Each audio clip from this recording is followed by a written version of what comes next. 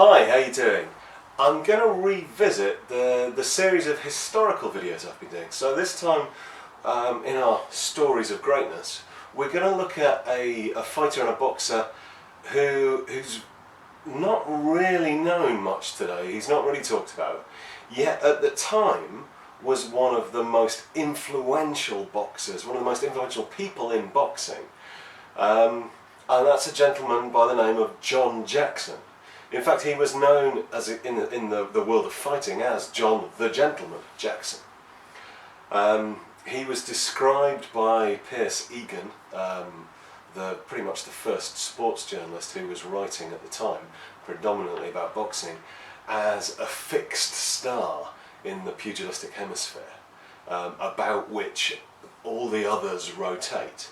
Jackson was something a little bit special. But anyway, let's go back. He was born in 1769 in London, the son of a builder. His father was famous for being the first person ever to bridge the Fleet Ditch. Now the Fleet's a river that runs pretty much entirely underground throughout its whole length. But the very first person to actually cross it, to bridge it, was Jackson's dad. Jackson left school at an early age and trained with his father to be a builder.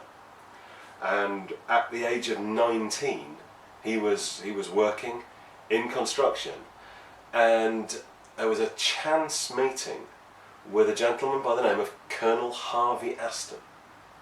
Now, Colonel Aston was a very active member of the Fancy, this group of gentry and nobility who patronised boxing and effectively funded it and sponsored fighters.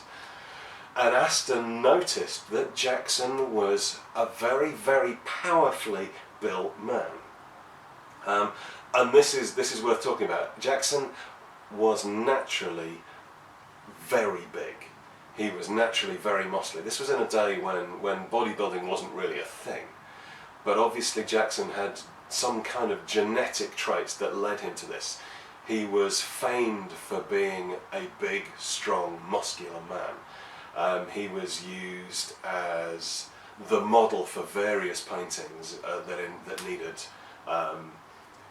somebody of a great stature, and was famed for being beautiful, for want of a better word. But anyway, Colonel Aston effectively looked at him and thought, this guy's probably a good fighter, I'll see if he wants a fight.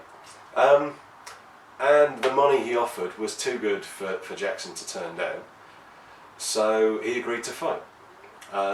He was set up against a man called Thomas Futrell.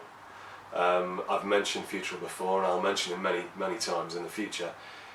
He was a very successful fighter, a contemporary and friend of Daniel Mendoza. He was also quite an intelligent man who wrote about boxing, and we have one of his books surviving, which is a fantastic work. But at the time when he was set up against Jackson, he was said to be the victor in over 20 fights. So he'd had more than 20 proper fights and was the winner in all of them. And Jackson at this point had never had a boxing match. A lot of the people we're going to talk about, or we have talked about, were really precocious talents and started fighting at a very young age. That's not the case with Jackson. He was 19 years old, and this was the first time he ever stepped into a ring. This happened in 1788. The two of them were set up. All the money was on Futrell. Nobody really expected Jackson to do anything of any note. But a lot of people were very interested in him because he had a certain manner that appealed to the gentry. So great numbers of people came to watch this fight, including some of the highest of the land. Various nobility and even the Prince of Wales were aware of this fight. And it was pretty much one-sided. It wasn't a complete whitewash. It took Jackson almost an hour to defeat Futrell, but throughout that hour, Futrell tried everything he possibly could. A number of things that were considered not really the done thing anymore, dropping to a knee to try and stop Jackson from hitting him anymore. stretching the bounds of the 30 seconds that you had to come up to scratch, and everything he possibly could, but to no avail. Jackson walked away the victor and had hardly been touched throughout this fight. However, he didn't really enjoy it. He was naturally very good at it and was incredibly strong, but he didn't have the heart of a boxer. So he effectively took his winnings, quite considerable winnings, and set himself up in business as a publican in Surrey. He was sent a gift by the Prince of Wales. We don't know what, or at least I don't know what. I have yet to find out. It'll be documented somewhere as a congratulatory gift for the way he'd fought. And the fancy at this point decided that they really wanted Jackson to fight again. It took them a year to persuade him to fight again, but he did eventually agree. And he fought against a man called George Ingleston, who was known as the Brewer. This fight was not quite so in Jackson's favour. The first round, they came out, and Jackson was utterly dominant, absolutely in every way. His science, his strength, his bottom, everything was completely one-sided, and everybody knew that Jackson was going to win this fight. The second round, however, Jackson came out. This was a fight that was taking place outside on a wooden stage. Jackson slipped on the damp wood, fell over, and I think suffered a fractured dislocation of his ankle. Now, for those of you that aren't aware, what that basically means is that not only is the bone broken, but the force has actually taken the foot out of joint on the bottom of the leg. It's a career-ending injury, even now. It can be recovered from with the appropriate surgery, but at the time, it was pretty much a done deal. However, Jackson was a pretty tough man. At this point, he said to Ingleston, "Let's bring 2 chairs into the ring, and we can be strapped down in the chairs, and then we can carry on fighting." Ingleston, to nobody's surprise, declined this offer and was awarded the fight. So Jackson at this point had fought twice. He'd won one and lost another. At this point, he officially retired, but took the extra money that he'd made, and set himself up as a teacher of boxing. And there were a few people around doing this at the time, one of whom we're going to talk about a lot in another video. That's Daniel Mendoza. And Daniel Mendoza effectively had East London, and Jackson had West London, and they both taught boxing in a kind of complementary way. But Jackson had a real appeal to those members of the gentry that were interested, and his clientele rapidly became the top end of society. Pretty much everyone who was anyone was a student of Jackson's. He shared rooms with Angelo, the swordsman, in Bond Street, 13 Old Bond Street, I believe. And the two of them worked together, and they shared students, and they were fantastically popular.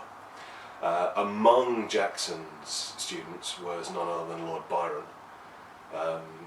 We'll talk about that. That deserves a video all of its own. So we'll talk about Byron and pugilism later on. But effectively, for something like 6 years, Jackson was very happy teaching boxing to those with money, and earning a lot of money himself, and living the life of a gentleman. However, Mendoza at this time was champion, and there was pretty much nobody left to challenge him. He'd beaten everybody that was of any skill at all. And eventually, Mendoza's supporters turned to Jackson to try and get him to fight, because he was the only person left that Mendoza hadn't fought. And despite having retired, despite having only ever fought twice and losing one of them, he was still considered to be a man of great science. Jackson was very happy not to fight. He didn't want to. But it came to his attention that Daniel Mendoza had been saying some fairly uncomplimentary things about him. So he agreed to fight. And in 1795, the two of them stepped into the ring together.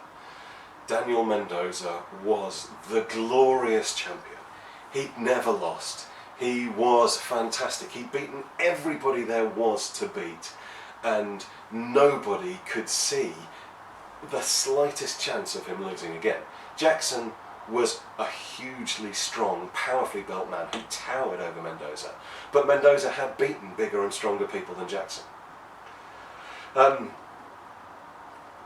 Jackson didn't really want to lose this fight though. He was a bit cross.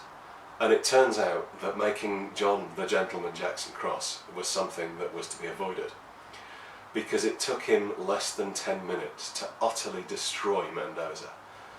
The first few rounds went either way. They both got some good hits in.